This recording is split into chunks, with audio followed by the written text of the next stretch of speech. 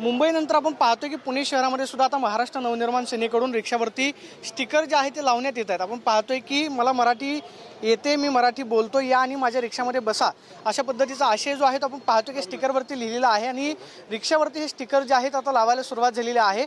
महाराष्ट्रामध्ये मराठीच बोलली जावी आणि मराठी भाषेमध्ये सगळा व्यवहार असावा ही मनसेची आधीपासूनची मागणी आहे आणि सध्या आपण पाहतो की रिक्षावरती सुद्धा हे स्टिकर जे आहे ते लावण्यात येत आहेत। मनसेनं आता अभियान सुरू केलं की रिक्षावरती तुम्ही स्टिकर लावताय की मला मराठी येते, या माझ्या रिक्षामध्ये बसा। मुंबईमध्ये जो सध्या विषय आहे तो मनसेकडून आता राज्यभर जो आहे तो चर्चेला जाईल।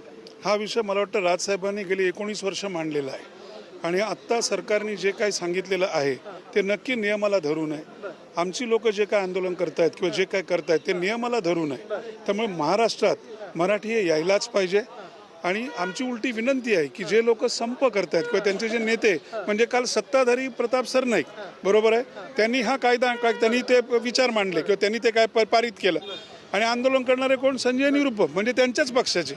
आणि स्वतःला आता माझा प्रश्न शिंदे साहेबांना आहे, सन्मान्य उपमुख्यमंत्र्यांना, की आपण कायम सांगत असता की आम्ही बाळासाहेबांच्या विचारावर चालतो, सन्मान्य बाळासाहेबांच्या विचारावर चालतो, मग हे विचार आहेत का? मराठीला विरोध हा विचार आहे का? लक्षात घ्या, विषय असा आहे, तुम्ही जर इथे येऊन कमवू शकत असाल, तुमच्या पिढ्यानपिढ्या इथे राहतात, अपेक्षा काय आहे आमची की तुम्हाला जुजबी मराठी यायला पाहिजे ना? का आम्ही सांगितलं अग्रलेख लिहा, निबंध लिहा, कविता करा, लोकांचं प्रबोधन करा? अजिबात नाही। या बेसिक गोष्टी आहेत। जर माणसाला पैसे कमवायला कळतात तर थोड्या बहुत गोष्टीसुद्धा मराठीच्या बोलता आल्या पाहिजेत। त्यामुळे नक्की माझी विनंती खास करून एवढीच आहे की तुम्हाला राजभाषा माहिती आहे, तुम्हाला राजशक्ती माहिती आहे, कृपया सत्ताधाऱ्यांनाही सांगू शकतो आणि संपकरांनाही, त्याच्यामध्ये राज आदेश याची वाट बघू नका, कारण जर राजसाहेबांचा आदेश निघाला तर मात्र महाराष्ट्र सैनिक थांबणार नाही। आणि जे मागतोय, आम्ही जे सांगतोय, राजसाहेब ठाकरे 19 सांगतायत हे कायद्याला धरून सांगतायत। शहराध्यक्ष म्हणून पुणे शहरामध्ये रिक्षा चालकांना काय आवाहन कराल? त्याची अंमलबजावणी मनसेकडून शहरामध्ये केली जाईल का की रिक्षामध्ये मराठीच बोलली जाईल? माननीय राजसाहेबांचा जो आदेश आहे आणि आम्ही खरं तर महाराष्ट्र नवनिर्माण सेनेच्या पक्षाची ध्येयधोरणात आहे की मराठी माणसाला प्राधान्य दिले पाहिजे।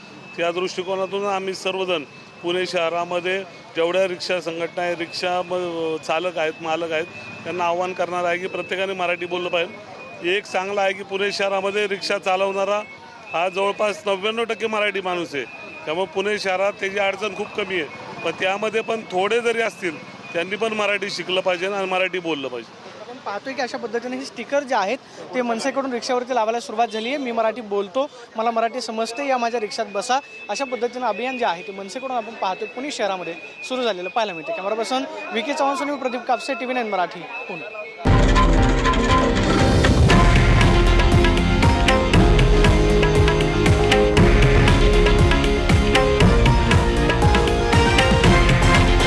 हे आहे देशातील नंबर 1 न्यूज नेटवर्क आणि आपण पाहत आहात TV9 मराठी, एकमेव।